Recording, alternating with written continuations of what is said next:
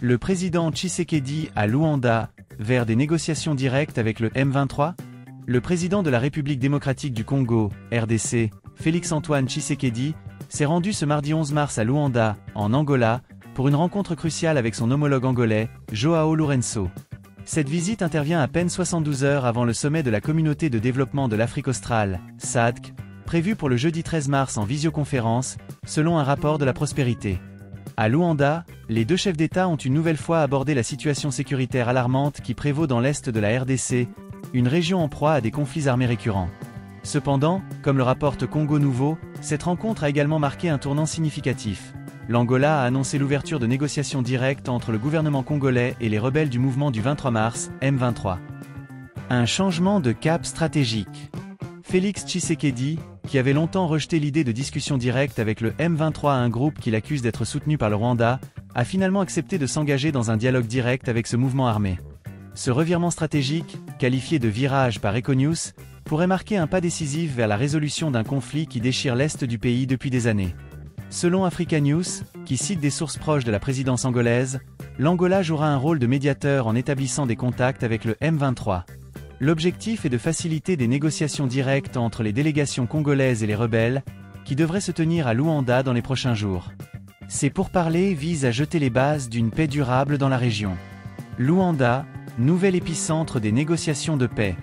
Le potentiel souligne que ces discussions directes pourraient constituer un tournant décisif dans la quête de paix en RDC. Cependant, le journal met en garde contre les défis liés à la complexité de la situation et aux intérêts divergents des parties impliquées. La réussite de ces négociations reste incertaine, d'autant plus que le M23 est accusé d'être soutenu par des forces extérieures, notamment le Rwanda. Forum des Arts résume la situation en affirmant que Luanda s'impose désormais comme le nouvel épicentre des négociations de paix en RDC. Cependant, comme le nuance Info 27, la RDC reste ferme sur sa position. Toute résolution du conflit avec le M23 doit s'inscrire dans le cadre du processus de Nairobi, un mécanisme de paix déjà établi. Le contexte international. Cette annonce intervient dans un contexte international tendu. Le 21 février 2025, le Conseil de sécurité des Nations Unies a adopté la résolution 2773, condamnant fermement les offensives du M23 dans les provinces du Nord et du Sud Kivu. La résolution exige un arrêt immédiat des hostilités, le retrait des rebelles des zones qu'ils contrôlent, et le démantèlement des administrations parallèles illégitimes mises en place par le groupe. La RDC, tout en acceptant l'initiative angolaise, réaffirme son engagement à respecter le cadre du processus de Nairobi. Tina Salama, porte-parole du chef de l'État, a confirmé cette position dans un message publié sur X, anciennement Twitter, ce mardi. Elle a indiqué que la RDC avait pris acte de l'annonce de l'Angola et attendait la mise en œuvre de cette démarche, tout en rappelant l'existence d'un cadre préétabli pour ces négociations. Réaction du gouvernement congolais. Le porte-parole du gouvernement congolais, Patrick Muyaya, s'est exprimé lors d'un briefing avec la presse, relayé par l'agence congolaise de presse, ACP. Il a déclaré que des précisions supplémentaires seraient apportées dans les prochains jours concernant cette initiative. Il faut attendre dans les prochains jours les précisions qui pourront être faites si seulement cette initiative devrait se faire, a-t-il déclaré, tout en réaffirmant l'alignement du gouvernement sur la position de la présidence. Perspectives et défis. Si l'annonce de négociations directes entre le gouvernement congolais et le M23 est accueillie avec un certain optimisme, plusieurs défis persistent. D'une part, la méfiance entre les parties reste palpable. Le M23, considéré comme un groupe rebelle soutenu par le Rwanda, a été impliqué dans de violents affrontements avec l'armée congolaise et des milices locales.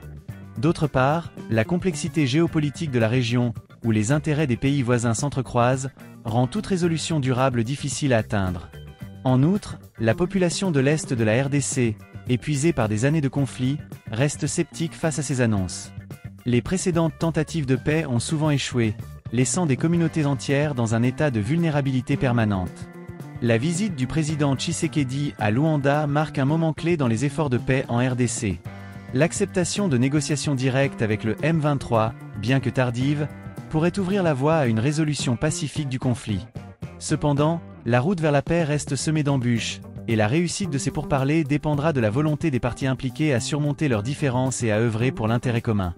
Luanda, en tant que médiateur, jouera un rôle crucial dans les prochains jours. Les yeux du monde seront tournés vers cette capitale africaine, où se joue peut-être l'avenir de millions de Congolais. Reste à savoir si cette initiative aboutira à une paix durable, ou si elle ne sera qu'un autre chapitre dans le long récit d'un conflit qui semble interminable. Ce reportage a été réalisé avec des informations provenant de sources multiples, notamment La Prospérité, Congo Nouveau, Econews, Africa News, Le Potentiel, Forum des A, Info 27, 7 sur 7.cd, et l'Agence congolaise de presse.